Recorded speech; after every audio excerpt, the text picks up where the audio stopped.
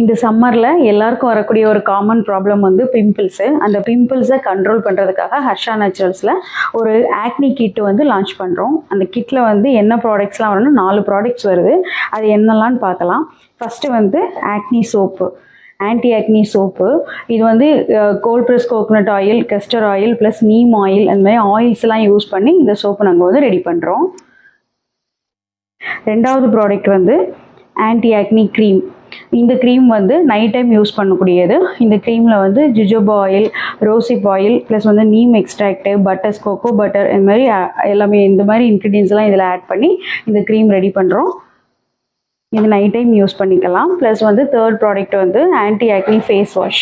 இந்த ஆன்டி ஆக்னி ஃபேஸ் வாஷில் வந்து நீம், துளசி, green tea இந்த மாதிரி லீவ்ஸை வந்து இன்டியூஸ் பண்ணி அந்த வாட்டரை எடுத்து இதை ரெடி பண்ணுறோம். ப்ளஸ் வந்து ஆக்னியை கண்ட்ரோல் பண்ணக்கூடிய tree essential oil and cinnamon essential oil, இந்த மாதிரி எசென்ஷியல் ஆயிலெலாம் ஆட் பண்ணி இந்த ஃபேஸ் வாஷ் வந்து ரெடி பண்ணுறோம்.